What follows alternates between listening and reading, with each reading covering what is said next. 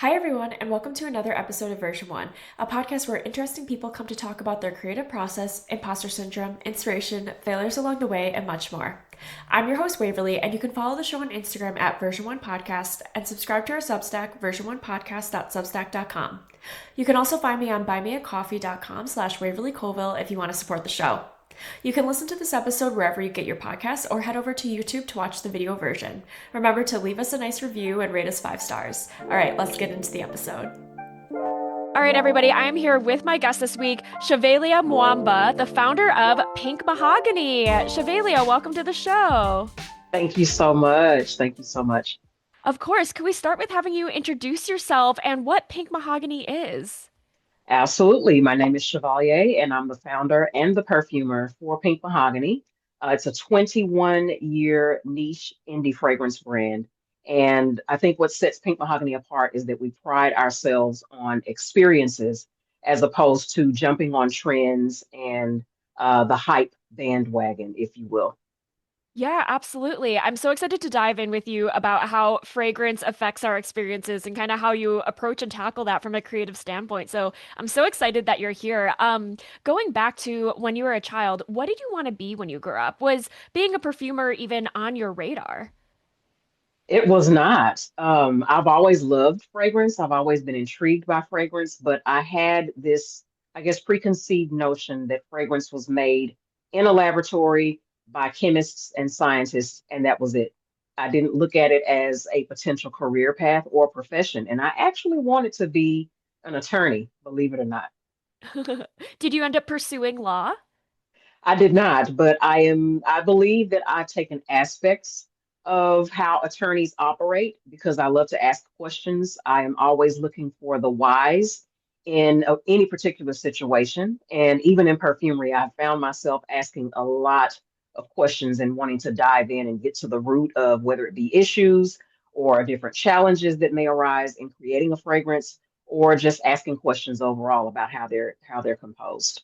Yeah, absolutely. What were you doing in your life and career-wise before you decided to become a perfumer? I was actually an elementary school teacher and a church musician. So I started in 2006. Pink Mahogany was founded in 2005, but I did not create any fragrances until 2011. So during that span of time, I'm literally learning everything that I can. Every break that I had at my job in the classroom between classes, I was researching everything that I could about fragrance. Yeah, what made you decide to pursue becoming a perfumer on the side of your teaching job? I think that it was more or less a curiosity as I started talking to my coworkers, my colleagues that were other fellow teachers, particularly during staff developments when we would have breakout sessions and kind of take a breather from talking about metrics and student scores and things that could be a little bit heavier topics. We would always talk about fragrance for some reason, or someone would compliment another teacher and say, "Oh, you smell so good," or if our stomachs were growling because it's been a long day, we were waiting on the snacks to be placed on the table. Just talking about scent, it seemed like that was always a part of the conversation, even in just small quantities or small amounts. One thing that I noticed though is that anytime during these conversations, someone would have an aversion to fragrance, or there would be someone that has had a less than desirable experience with scent. And I took note of that, and it led me down, I would say, now 21-year rabbit hole of wanting to learn about why people have certain aversions to certain scents, certain notes, why it causes adverse reactions. And during that research, I learned about a word that I had no idea how to pronounce at the time, but it kept coming up in my research, in my search results. And it was called a phthalate. And I did not know how to pronounce it at first because it's spelled PHTH. But the more I dug into aversion to fragrance and I refined my search, um, I guess the way that I searched for this particular topic, this word kept popping up. So I started researching and I was like, okay, I understand why this is being used. However, I don't think that it's a very good material or a good ingredient to use because of the side effects. So that led me down another path of wanting to start just making trial blends on my own, not to really market to anyone or make available for the public. This was just part of my research because I was like, okay, if can you make a fragrance that does not have phthalates? Is that possible? Because phthalates are basically used or were used, and probably still are, but on a much smaller scale because people are becoming more conscious consumers. It was used to extend the life or extend the shelf life of a fragrance. So it kind of acted as a preservative. However, it was also linked to cancer as a carcinogen or potential carcinogen. So, given that I love fragrance, I was like, okay, it's causing headaches and these other types of reactions. So I brought that information back to my colleagues, and I was like, this could possibly be why. And they were so excited, and they were like, well, do you have anything that I can try? And I'm like, well, no, I'm just kind of researching, but the interest was there because scent and memory are so linked. And they wanted to be able to enjoy it. However, because of the adverse experiences, it just created a situation where there was a little bit of apprehension. So during my research, I kind of used my teacher friends as beta test subjects, if you will. So whatever I was working on, I would bring it to the school, or sometimes I would just wear it and wouldn't say anything to see how they would respond. And it was the same type of situation. They would tell me that I smelled good. And I was like, well, I have something that you might want to try it on a very small scale. They tried it and they were like, I don't know what you put in this, but I love it. I don't have headaches. It's not breaking me out. I'm able to actually wear this. So from there, it led to them telling me about different events that I could take part in. And the rest is kind of history as far as my tenure. That's incredible. Could you tell me about the first perfume that you've made? Absolutely. It is called French Cuffs, and it was basically my way of seeing if I could create using a method that I actually learned while I was taking myself to school during a virtual course that I was taking at a company in Thailand. And they now have another branch in LA. And this was 2011, and I wanted to see if I could create a fragrance that to me smelled like luxury, a luxurious gentleman, if you will, without using phthalates, of course, and using as minimal materials as possible. So I started blending using what's called the Jean Carl's method, which is a 3 to 2 to 1 ratio, which means it's like three top notes, or if you're talking about drops, it would be 3 drops top notes, 2 drops heart notes, and then 1 drop base notes. So that was kind of the way that I learned that 3 to 2 to 1 ratios and 3 to 2 to 1 ratio. And I applied that to French cuffs using just a blend of oak moss, some smoky notes, cedar. It was very heavy on the base notes. And I just put it on my skin. I actually put it on my sweater, and I was headed to see my mom, to see my parents for Thanksgiving this particular year. And it wasn't too cold, but I remember I had on my college sweater, and I had the windows down as I was driving. So when I got home, I was telling my mom about something totally unrelated, and I was being very expressive with my hands. And she kept being distracted, and I had forgotten I put this on just to test for myself.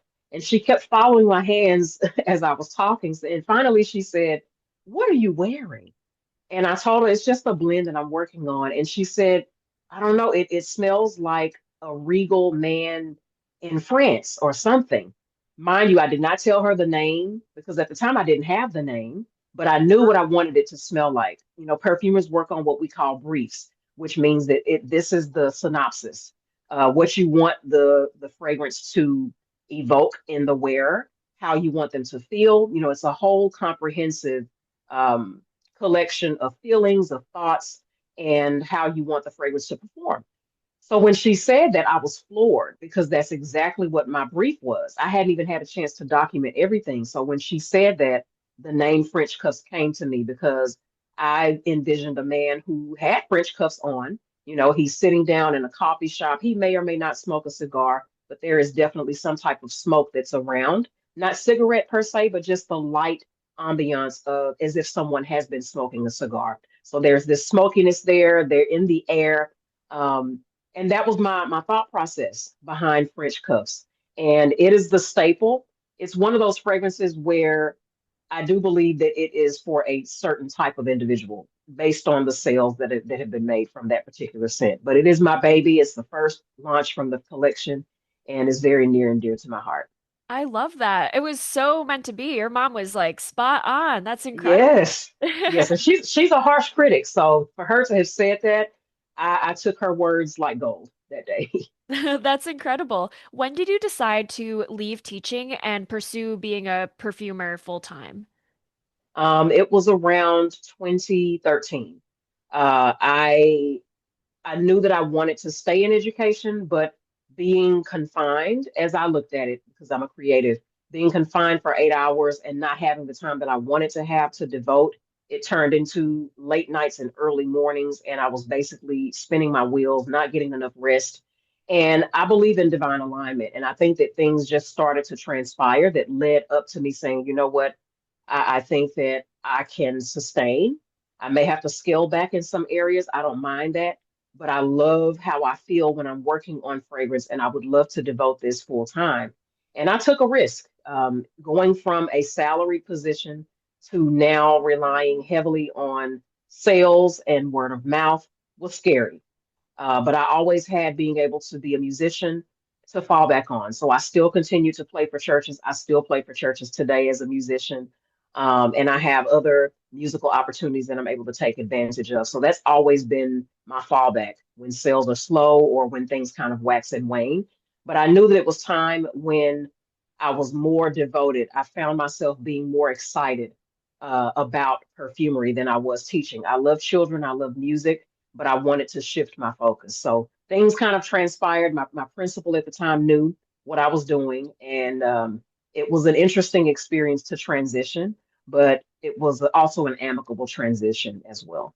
Yeah, that's awesome. Do you think that your background as a music teacher and you're still doing music influences you as a perfumer? Like, what are the parallels between music and perfumery? Absolutely. Believe it or not, there are quite a few vocabulary terms that can cross over from music to perfumery. One of them is called an accord. Now, in fragrance, it is ACCORD, but in music, it is two words. It's a chord, like you're playing a chord, like a music chord. But they work to me in my brain in tandem because when I'm building an accord in perfumery, which is simply a collection of roughly 3 to 4 materials. It can be 5, but then you're kind of getting into that's actually creating the fragrance. Accords are like a subset or a smaller group of materials that you place inside of the full fragrance. So, for example, in context, if I wanted to create a citrus accord, that would be just as an example, a combination. If I wanted bright citrus, it would be bergamot, lemon, and maybe a small amount of orange so that it doesn't dominate. So those are my 3 materials that I would use in different ratios. And the reason it's called an accord is because when you blend them, it's meant to be not necessarily elusive, but it's meant to be composed where none of those notes stand out so much so that you're like, yep, that's definitely orange. It's almost like a conglomeration, for lack of a better word, or they work together as they would in music, as chords work in music to build the whole piece. They work to create a particular aroma, a particular vibe, or a particular feeling. You're looking for brightness, not necessarily, okay, I want just orange. But on paper, it may say orange or it may just say citrus. So there's a lot of play on words in perfumery and music that go together. I also think in terms of the beginning, the middle, and the ending. So you have the top notes, the heart notes, and the base notes. So my mind is always, and I think it just happens. I don't necessarily do this intentionally, but it's just the way that my brain works when I'm creating fragrance. I'm automatically thinking in terms of music. Do I want a soloist? Do I want a fragrance note to stand out? Or do I want there to be more of a choir? I want there to be, this is a background type of fragrance where you might smell orange and you may not, even if orange is in there. It is blended so well that you're not able to necessarily pick it out, but you can tell that there is something bright in that particular fragrance. That's so cool that there are so many parallels because I never thought about it that way. But what you're saying, Hmm. I'm like, oh, duh, of course. Like, it's Hmm. obvious now that you say it, but that's really cool that you already had such a strong, like, musical, mindset. And then you could Hmm. apply all of those lessons and learnings to a different sense or a different Yeah. sense instead of, your ear, your nose. That's really, really Hmm. cool. Could we dive into your creative process of what it takes to make a fragrance come to life? Could you just give me an overview overview of like what those steps are? For me, it starts with an idea spark. And I take inspiration from everything. And it probably has a lot to do with my childhood, being outdoors all the time, being in a rural area. So there was a lot of nature's elements, pine cones. I'm in Texas, so there were a lot of pine needles, a lot of cedar. So I was always outdoors just putting things together. And I think that that has transcended into how I compose. Notice that's another musical term, how I compose even today. There's always something that sparks my interest. And it could be something as simple as I'm visiting a coffee shop or I'm visiting a boutique. And they may not have fragrance or anything in there, maybe jewelry, but I'm looking at the jewelry and for some reason it makes me think of the color purple. The jewelry itself is not purple, it just may be a pendant. And so there's always something that makes me tie in fragrance. There is a term for people who actually relate scent to color, and it's called a synesthete.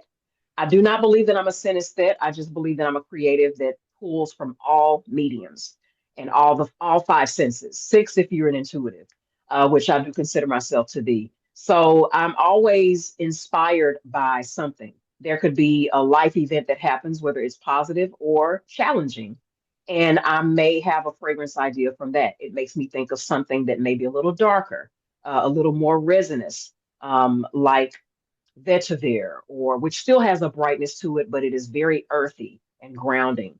So I'm always inspired by something. I have twin boys, and they are creatives as well. Sometimes I'm inspired by something they say, a phrase or a word, whether it's made up. They're the 11. They just turned 11 yesterday. Whether it's something Happy they've made up, thank you. Yeah, whether it's something they've made up or something that they have taken inspiration on. And also because I'm a musician, sometimes when I listen to certain music, I get a fragrance inspiration. And I also phantom smell. So I could be not even in my office, I could be at home and immediately I'll get a phantom whiff of a combination and I have to go and jot it down. I may not work with it right away, but I have so many ideas. So I'm always inspired. I have to say that I have inspiration from just about everything.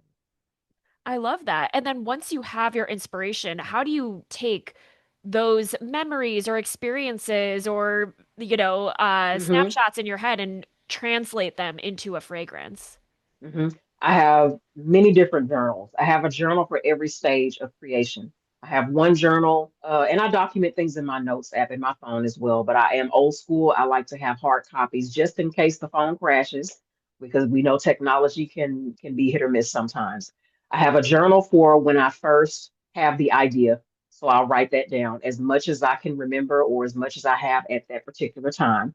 Sometimes I will, that same week, I will start trial blending based on either a phantom smell that I've had or the brief that I've already written. Sometimes the brief stays dormant for months, weeks even, and sometimes over years. I have briefs that I have written back in 2013 that I've not done anything with yet.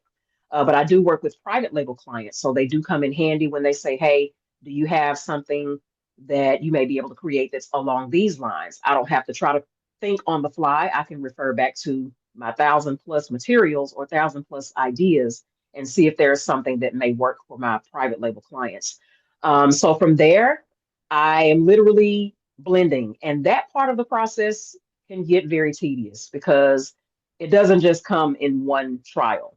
There are many different trials, and it depends on how complex the fragrance is going to be. That determines how many trials. So it can be 10, might be three, it could be 50, depending on the complexity. So that is the part of the process that takes the longest before I'm satisfied and I'm like, okay, now I think I want to dilute this because I'll smell it on blotters first on the tester strips. And even though they're paper, they can sometimes skew how the fragrance smells and change it slightly, not too much. When it's neat, which means that you're using it at 100% strength, nothing has been diluted as of yet. So once I'm satisfied on blotter enough or on the tester strip, then I will dilute it in another trial and where it's safe for skin. So that's another part of the evaluative process. So that's when I go out. That's the fun part for me. I get to go out and just about my day. I run a lot of errands. I see my UPS guy or my USPS courier, going to different places, or if I have a meeting, I'll beta test it that way and just see what the organic response is. If there is a response, and I don't always look for people to say something, I'm looking for sometimes the unspoken. It could be something as subtle as people are gravitating closer towards me and they may not even realize it, but the scent is pulling them in. And sometimes they'll say, "Hey, what are you wearing? It smells so good." And sometimes it just causes people to spark up random conversations. I don't know them, they don't know me, but they feel comfortable enough to talk to me about things that you would think that we were related or that we had a very close relationship. Those are all things that I look at that says, okay, this fragrance is done. When that feeling is there, whatever, if it ties into the brief directly, then I know that the fragrance is complete and it's ready to be bottled and sold or to be given to my private label client or bespoke client if they just want a signature fragrance for themselves. Wow, that's incredible. That's so cool that fragrance has this sort of like very unspoken or subconscious effect on Hmm. people and that you're able to notice that and pick it up and realize, Hmm. okay, this is a good one because I could see Yeah. people coming toward me. That's really cool. I've never thought about fragrance like that. So thank you Hmm. for explaining that. That's really awesome. Um, how long does it generally take to go from start to finish? I know you mentioned there's a lot of trial and error, so I'm sure Hmm. the answer varies, but what's the timeline generally like? Generally, if I would say if I strike gold and I'm lucky, it would be about 3 to 4 weeks. And that's simply because you have to allow the materials to marry or to mature together. So you can't test it on skin right away. They need to sit because it's chemistry. So they need to see how well they I need to see how well they work together over time. So I'll usually let a fragrance blend sit for about 2 weeks. And if I like it initially, then I let it sit for those 2 weeks just to make sure nothing is standing out now that's like, I may need to tone that down or amp this up. So about 3 to 4 weeks on the faster side, sometimes up to about 6 months if there's a lot of revisions.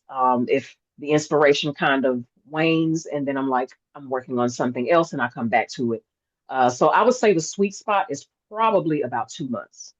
Yeah, That's the average. Yeah. gotcha. When you are designing a custom fragrance for a customer, what sorts of questions do you ask them in order to design something especially for them? Ah, there's a questionnaire that they fill out. It's a digital profile survey, and it goes through everything from your favorite color to do you have a scent memory that stands out? Do you have a particular fragrance note that you enjoy? I also ask, do you have other fragrances that you wear? Because oftentimes I see a theme. If they list 3 or 4 fragrances, there is a particular theme that these fragrances share. They may not smell the same, but they may all have a citrusy, bright opening, or they may all dry down to vanilla. And the customer, sometimes the challenge is the customer will say, "Well, I definitely don't want this material in there." And then I'm looking at the fragrances that they wear, and I'm like, this material is in all of these fragrances, but what they mean is they may not want it overpowering Mm. as a, they don't want that to be dominant. So it's not that they don't want that material, it's just I don't want this to be dominant. So as the perfumer on my side working with the bespoke client, it's a lot of intuition and interpreting what they say and what they don't say because I'm not looking for them to explain it in scientific terms. I'm simply looking for what do you like? Is there anything that you don't like? And then that kind of helps me to figure out what angle to go towards. Sometimes I ask, what feeling do you want your wearer to have if you were to have someone else wear your fragrance? What is the inspiration behind this fragrance? And the answers that I get are very interesting. And sometimes people get choked up because they feel like they have to answer something perfectly. And I'm like, no, just say whatever comes to your mind because that's going to help me. And they're like, well, I don't know how to explain it. Just if it's a color, just say the color. If you don't know the particular fragrance notes, just say, I like to feel like this when I wear a fragrance, and then I'm able to interpret that. Yeah, could you give me some examples of what scents correlate to certain feelings or things that aren't scent related? Like, how do you assign a Hmm. scent to something that isn't a smell inherently, if that makes sense? Ah, ooh, that is a very interesting one. Assigning a scent to something that doesn't necessarily have a smell, but it creates a feeling, I think that's where those accords come in. So, say for example, if someone says, I want my fragrance to feel happy. And I do have a client that this actually happened. She wanted her fragrance to feel happy. She wanted it to create a like a happy bubble where when people are around you, they automatically feel good. So in my mind, I was like, okay, this is more of a feeling as opposed to these are the notes I want. So I thought of ginger, but not too much because I didn't want it to turn herbal on the skin. Something else that made me think of like bubbly cheer happiness was champagne. When you're celebrating, you make a toast. So I combined those two together, and I was like, I don't want it to be too dry, so to speak. And we didn't want it to turn boozy, so I added some cranberry that gave it a little bit of a bright lift.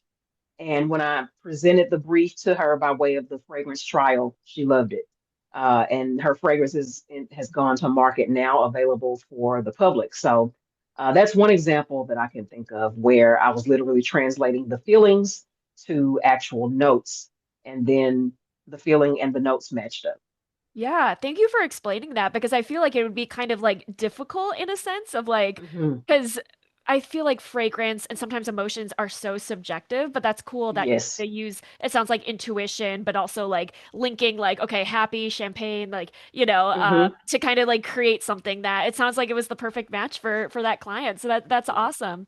Do you ever experience feelings of imposter syndrome or self-doubt in running your business?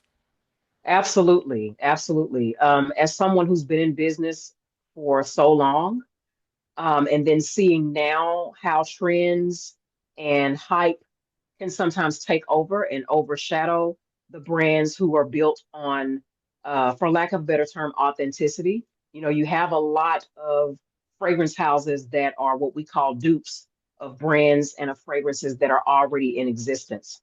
So for me, it's been more of making sure that I stay authentic, even in a world where things are changing so much and people's interests are changing so much and people are so fickle, just trying to remain authentic and not succumb to imposter syndrome, and not thinking that my brand is not good enough and now I have to do what someone else is doing in order to feel good about my brand. And just transparently speaking, I had a different type of packaging, not to try to compete, but to be more mainstream. Even though I'm indie, I was like, okay, perhaps I should change my packaging to look more streamlined. And I noticed that sales dipped, as opposed to the packaging that I was using that I felt was imperfect. So now I'll be pivoting and using my imperfect packaging until it is perfected and just showing that, pivots are sometimes necessary. And what works for one brand may not always work for Pink Mahogany. So yeah, it's been a lot of redirecting and being honest with myself and saying, hey, this is not working. I don't have to use this particular box at all costs just because it looks like it's streamlined and it looks like it belongs on shelves, but it could also blend in with other brands as well. So just making sure I stay true to the initial packaging, which I was using African wax fabric because my children's father is Congolese. So as a way to pay homage to my children's grandparents, their grandmother is a seamstress. So I was like, okay, well, we're going to use the African wax cloth to tie in part of their heritage and their lineage. And that worked. And then I felt like, well, maybe I should use just the streamlined boxes that look commercial so that they can be retail ready. And that's what didn't work. So I guess there was a little bit of imposter syndrome there of wanting to kind of blend in. And I blended in so much that there was, I think, some of the uniqueness for Pink Mahogany was a little bit mistranslated. Gotcha, gotcha. Yeah, Mhm. you got to lean into your individuality. It Yeah, sounds yeah. like. Um, for someone who wants to start strengthening their relationship with scent and start, incorporating fragrance into their daily lives, Mhm. what advice would you give them? Where should they begin? I would definitely. I think it starts more with just being more aware of your experiences. And what I mean by that is I have to use this analogy because my boys do this, eating fruit. If you love, say, for example, you love grapes. I love grapes. My boys do too. And instead of just eating the grapes, just slowing down to enjoy the experience of the grapes and seeing what do you taste in the grape? Do you smell anything? Because scent and smell are so closely linked. When you are outdoors, taking note of if it's cloudy and you can kind of smell, some people can smell rain, the petrichor. Do you smell a difference when you come from inside and go outside? Just kind of slowing down and I think taking in the nuances of life. On the more technical side, there are publications that a person can read that will introduce them to different notes and talk about different scents and different things that you can even taste, different beverages. There is one particular magazine that comes to mind called Perfumer and Flavorist magazine, where they literally combine scent and smell. So it just opening up that imagination, I think, will definitely help to become more acclimated and just more aware of things that we already know of. We just may kind of dismiss because life is hustle and bustle. But I think slowing down would definitely help. And if you're able to, buying essential oils and smelling the differences between them. Buy two different types of oranges. Buy a California orange essential oil and buy a Tunisian orange, if you can find it, essential oil, and just smelling the difference and documenting everything, even if it's just to see if you are able to tell the difference, because perfumers are required, not necessarily on paper, but if you do go through the rigorous training, you are required to be able to recognize. At the time, the last time I checked, it was about 400 materials. And that's Wow. not different materials, those are subsets like lavender from France, lavender from Egypt. Um, neroli from different types of or different variations and different places in the world. Different cedars, Texas cedar versus Virginian cedar, being able to tell the difference between those nuances. So it can get very, very tedious. Yeah. Wow. It sounds like similar to like a sommelier. Absolutely. Yes. How Yes, would you very like similar. Pink Mahogany to change or evolve in the future? I definitely, because I am a musician, I definitely want to bridge the two even more than I already am, but more so as far as a package for other companies, other brands, other corporations, even that are looking for scent marketing and also music marketing. So I would love to be able to offer packages to these companies where they are able to get a jingle, 15 to 20-second jingle, and this is custom, by the way, as well as a custom scent that is unique to your brand. That way you have a comprehensive package that I think would set them apart from their competitors, because now you're tapping into those five senses, not just a commercial, but your own jingle behind it, and then a fragrance to match. Wow, that's so cool. I can't wait to see that one day. That's wonderful. Yeah, All right, Chevalier, this has been wonderful. Are you ready to move into the lightning round? absolutely. Let's do it. All right, what is something new that you've tried lately? Something new that I've tried lately um, is actually a different way of blending. I was not raised, but I started out with the Jean Carl's method, that 3 to 2 to 1. Now I am learning how to utilize different notes that support these types of accords. And it makes it a lot more complex in the end, but I'm loving the results so far. That's awesome. Do you have a lesson or a message that you want to share with listeners? Definitely.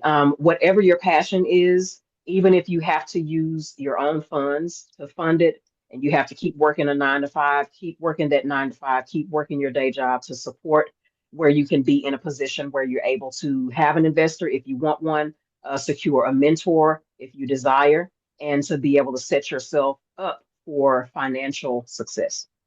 Fantastic. What is one thing you wish you knew when you were first starting out? What the trials and tribulations would be and how expensive it definitely can get. I hear you. All right, Chevalier, thank you so much for joining. This has been wonderful. Where can people find you? Buy some Pink Mahogany fragrances. Tell us all the things. Absolutely. You can definitely find us on social media. We are active on uh, Facebook, on Instagram. Facebook is PM Fragrances. Instagram is at Pink Mahogany, and it does have an extra H. So that's MahogHany. You can also find us on Threads, same handle, pink underscore mahogany with that extra H. And the website, of course, is www.pinkmahogany.com. Wonderful. Thank you so much for joining. Thank you for having me.